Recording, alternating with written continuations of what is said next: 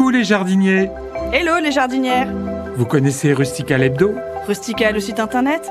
Eh bien maintenant, écoutez Rustica! Avec ses nouvelles séries de podcasts.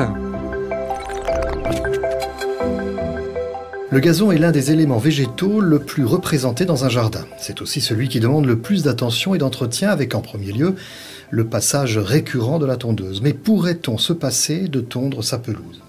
Alors je vous propose un petit retour en arrière. Pour habiller le sol, la pelouse reste le revêtement végétal le plus facile et le plus économique à mettre en œuvre. Mais une fois installé, le gazon implique et impose un entretien constant. Les propriétaires de jardin, dans une résidence principale comme dans une résidence secondaire, se reconnaîtront.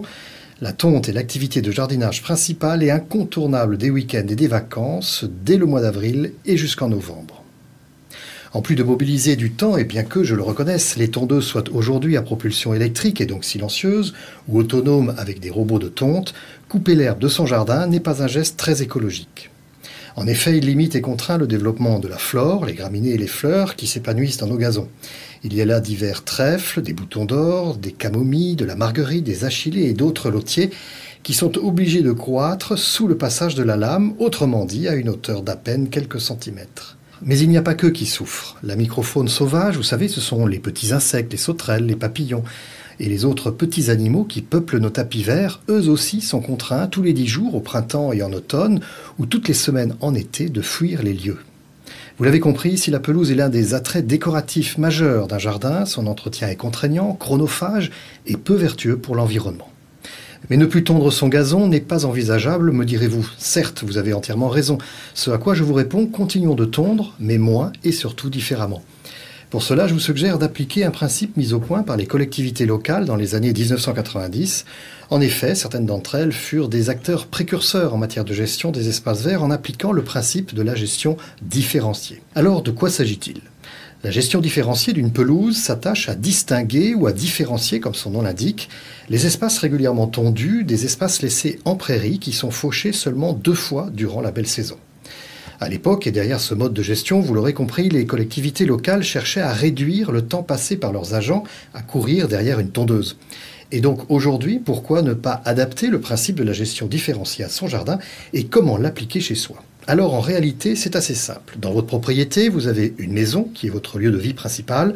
C'est le point de départ de ce concept. Autour de la maison, les activités et les zones de vie sont nombreuses.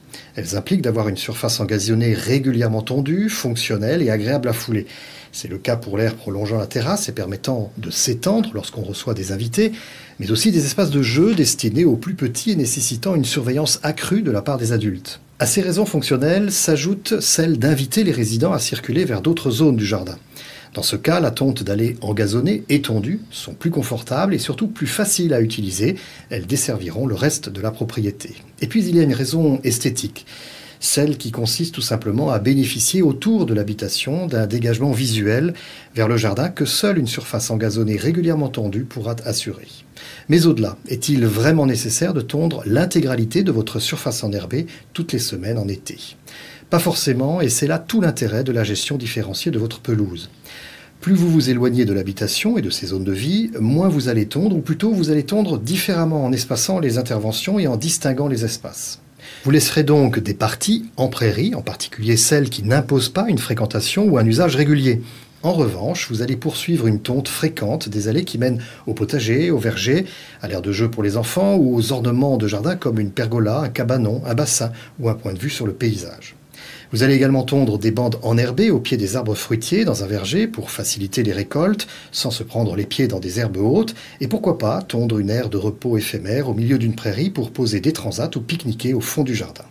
Partout ailleurs, vous allez laisser, et ce dès le printemps, l'herbe pousser et vous allez voir tout un monde s'y développer. Car c'est dans ces zones épargnées par la tondeuse que vont s'épanouir des insectes et toute une faune diversifiée qui trouvera ici le gîte et le couvert. Mais c'est aussi là que les plantes et les graminées, autrefois rétamées par le passage successif des lames de la tondeuse, vont pouvoir s'épanouir et prendre des proportions inhabituelles et parfois même surprenantes. Mais surtout, toutes ces espèces, en plus des traditionnelles graminées qui composent nos gazons, pourront fleurir, produire du nectar pour les abeilles, générer des graines et se propager afin de participer à la biodiversité de votre jardin. Alors laisser pousser, facile à dire, mais un peu moins simple dès lors que l'on aborde l'entretien, me direz-vous. Certes, couper les herbes hautes avec la tondeuse ne sera plus possible car les chaumes des graminées et les tiges des fleurs encombreront le carter de votre appareil. Il faudra donc procéder à la fauche de ces espaces. Vous savez, c'est un peu comme le font les paysans en utilisant une faucheuse, mais pour un jardin de particulier, nul besoin d'acquérir une moto-faucheuse, une simple débroussailleuse suffit. Une fois coupée, l'herbe haute sera séchée sur place, puis rassemblée au râteau et ramassée à la main, et enfin utilisée comme paillis dans les massifs ou déposée sur le compost. Alors oui, je vous l'accorde, le temps passé à cette opération est un peu plus long que de passer la tondeuse, mais vous ne le ferez que 2 fois par an pendant la belle saison, à l'image des foins effectués en juin et des regains pratiqués à la fin de l'été par les agriculteurs.